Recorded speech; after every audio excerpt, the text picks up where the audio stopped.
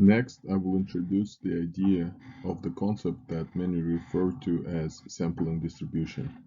I will discuss the purpose and the motivation of the Central Limit Theorem. Let's recall the definitions of the parameter and statistic. A parameter is a numerical summary of a population. A statistic is a numerical summary of a sample. The following table summarizes the differences between the two. A parameter is something that is computed from a population. While unknown, it remains constant. A statistic is something that is computed from a sample of size n. While it may vary from sample to sample, it can be easily found when needed. The following table summarizes the most common statistics along with their corresponding parameters. One of the most important applications of a sample statistic is to approximate the unknown parameter of the population, such as the mean, proportion, or variance. For example, to approximate the average age of all students on campus, I can use the average height of the class. Similarly, to approximate the proportion of males among all students on campus, I can use the proportion of males in the class. And finally, to approximate the variance of the student's GPA in the entire college, I can use the variance of the GPA of the students in the class. So let's measure a few sample statistics. We may assume that our class is our sample, and it shouldn't be too hard to imagine that the average height of our class is 167.5 centimeters. The proportion of males is 56%, and the variance of GPA is 0.61. All these numbers approximate the corresponding parameters, which are unknown.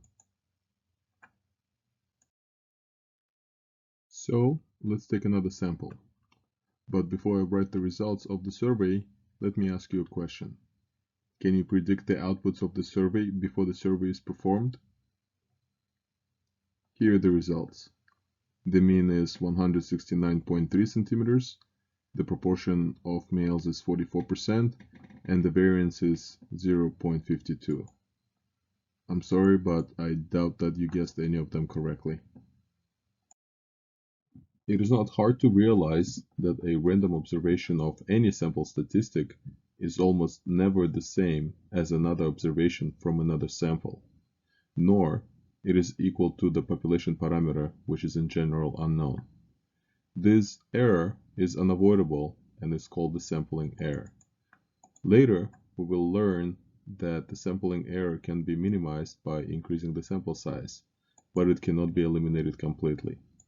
However, many times, the only way to learn anything about the parameter is through observing a statistic.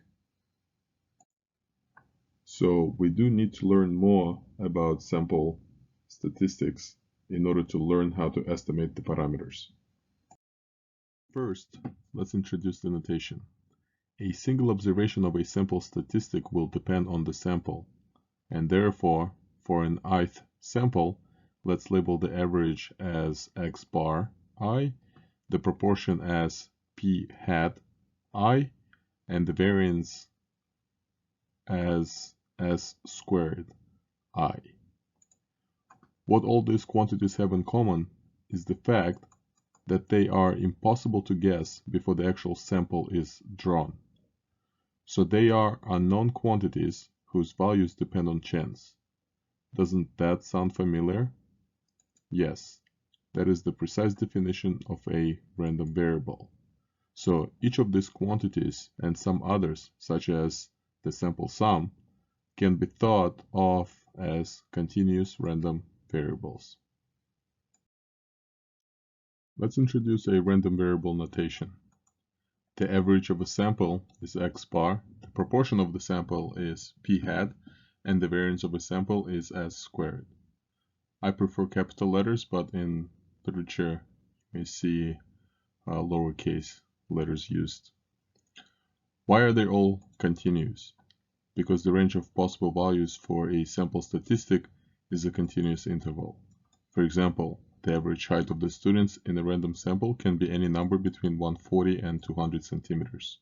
The proportion of males in a random sample can be any number between 0 and 100%. And finally, the variance of a random sample can be any positive number. So the same can be concluded for any sample mean, sample proportion, and sample variance. And although it is not listed here, the sample sum as well. So lowercase x bar I stands for a random observation of a random variable called sample mean. Lowercase p hat I stands for a random observation of a random variable called sample proportion. And s squared I stands for a random observation of a random variable called sample variance. Next step is to determine the distributions of each of these random variables. Are they normal, student t, or maybe chi-squared? Once we determine the distribution for each of the variables, we would want to know the parameters. Mean and standard deviation in case if the distribution is normal, and degrees of freedom if the distribution is student t or chi-squared. So what's the central limit theorem all about? It answers the exact questions that we asked earlier. That is, what is the distribution of each of the sample statistic and its parameters. The theorem has three parts, one for each of the following random variables: the mean, the proportion, and the sample sum. The distribution of the sample variance can also be determined, but is not part of the central limit theorem.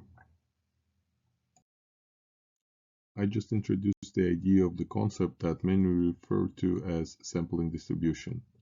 I also discussed the purpose and the motivation behind the central limit theorem.